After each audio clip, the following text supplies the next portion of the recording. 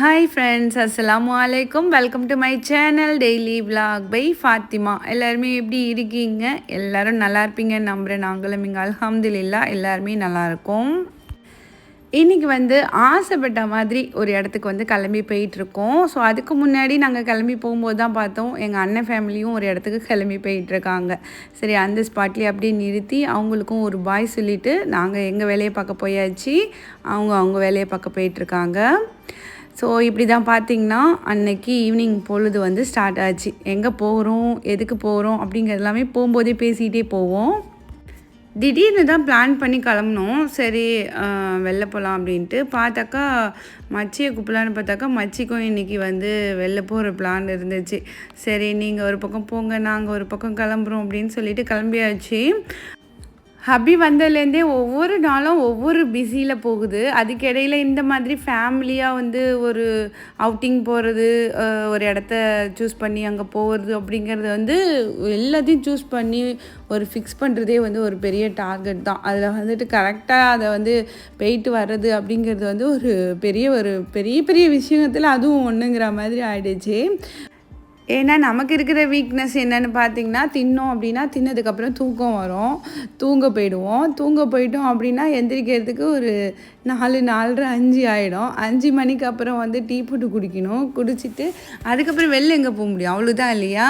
ஆனால் இந்த மாதிரி இடத்துக்கெலாம் நம்ம ஒரு 3 மணிக்காவது கிளம்பி போக ஆரம்பித்தாதான் அந்த சன்செட் கிட்டக்க நம்ம அங்கே போய் சேர்ந்து ஒரு ஜாலியாக பார்க்கலாம். அதை ஹாப்பி கலாய்ச்சிக்கிட்டே வராங்க. ஒன்றெல்லாம் வச்சுக்கிட்டு ஒரு இடத்துக்கு போகிறதுங்கிறது எவ்வளோ பெரிய விஷயம் தெரியுமா அப்படின்னு சொல்லிக்கிட்டே வந்தாங்க. உங்கள் வீட்லேயும் இதெல்லாம் நடக்குமான்னு சொல்லுங்கள்.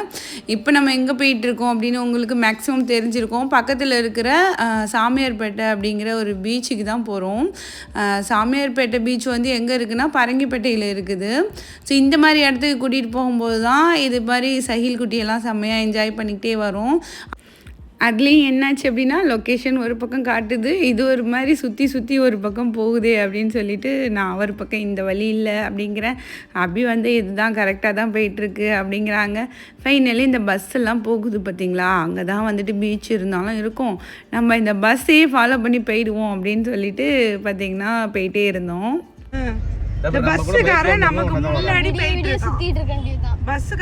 முன்னாடி நமக்கு வழி காட்டிட்டு போயிட்டு இருக்கான். அவனை ஃபாலோ பண்ணனாலும் பண்றது இல்ல, எந்த சந்து கிடைக்குதோ எல்லாத்துலயும் பூந்துடுறது. ஆமா ஆமா ஆமா, இதுல கூட ஏங்க சரி, இப்போ எங்க மேப் ஆஃப் பண்ணிட்டீங்க? இப்போ இந்த இடத்துல வளைய ரைட், பஸ் போற வரைக்கும் போங்க, கரெக்ட்டா இறக்கி விடுவான். அவன் ஓட்டி போறான்டி. இப்ப ரைட் வழியாண்டி சாமியார்பேட்டை. ஆமா, ரைட்ல ஒரு கடை இருக்கும், மளிகை கடை.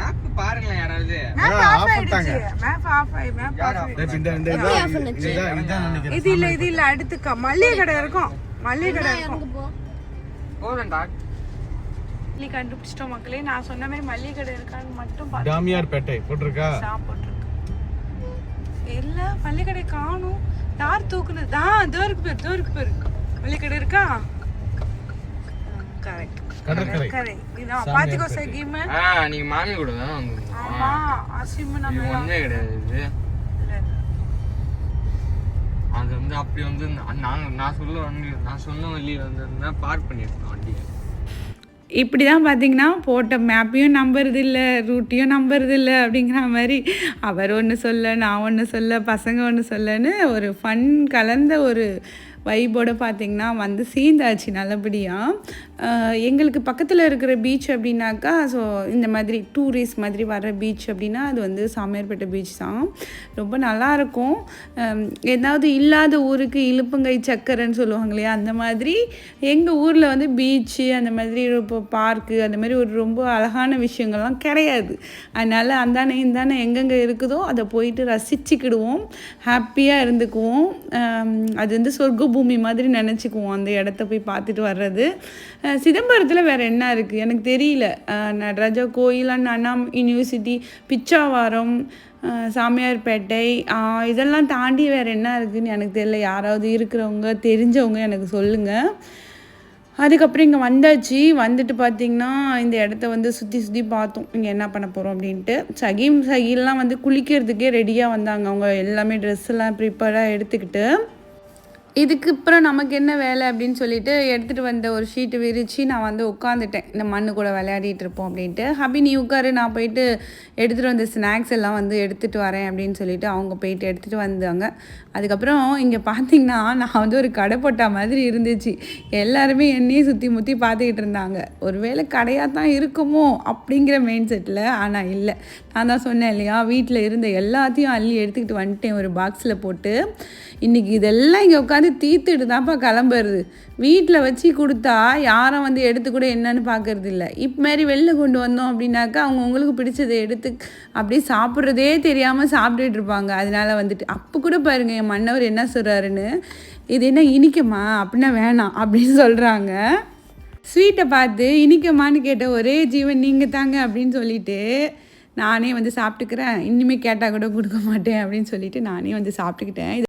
இதுலேயும் ஒரு ஹைலைட் என்னன்னு தெரியுமா? சம்டைம் வந்துட்டு இதில் கொஞ்சோண்டு மிளகா பொடி தூவி தெரியா சாப்பிட்றேன் அப்படின்லாம் சொல்லியிருக்காங்க.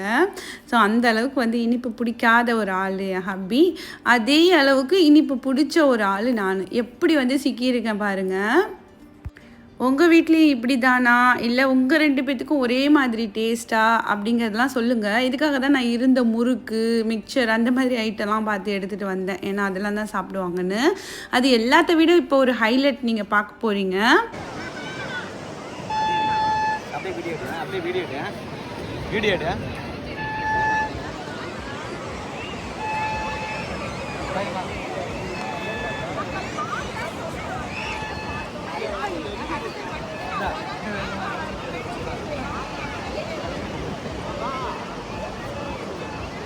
எல்லாருக்கும் எடுத்தியாடா? உங்களை எடுக்கல. சரி, என்ன எடுக்க வேண்டியதானே? சரி, என்ன எடுக்கலையா?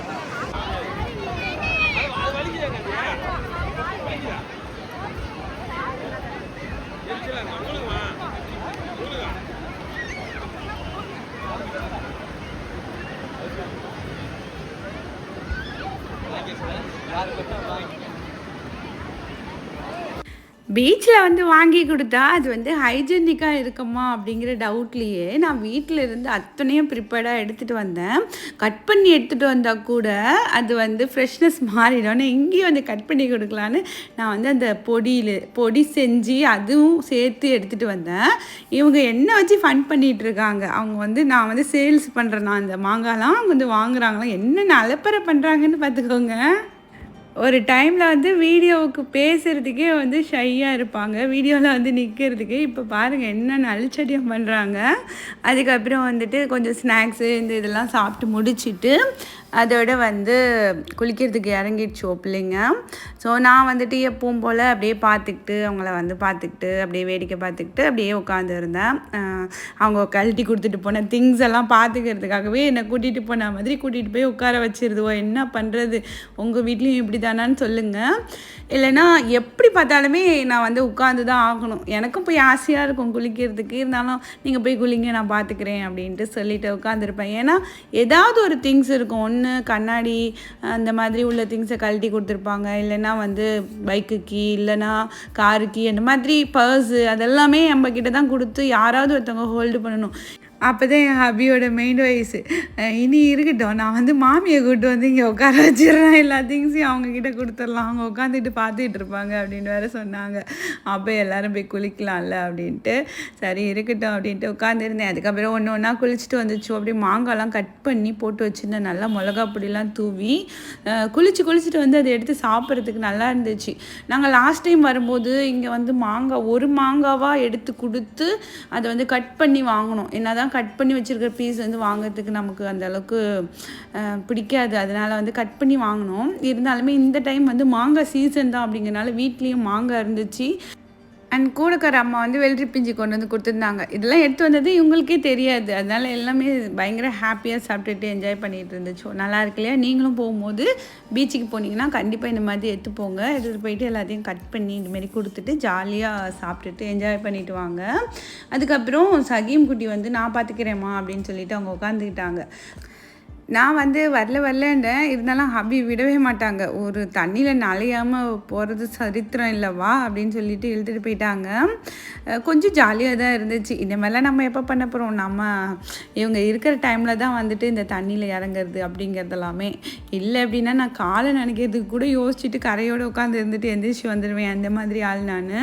ஸோ இதெல்லாம் பார்க்கும்போது எனக்கு என்ன தோணுதுன்னா, சவுதியில் இருந்தோம் இல்லையா? சவுதியில் இருக்கும்போது அந்த வீக்கெண்ட் வந்துட்டு கண்டிப்பாக பீச்சுக்கு போவோம், தண்ணியில் கிடப்போம். அது எல்லாமே எனக்கு நல்லா ஞாபகம் வந்துச்சு இந்த இடத்துல இருக்கும்போது.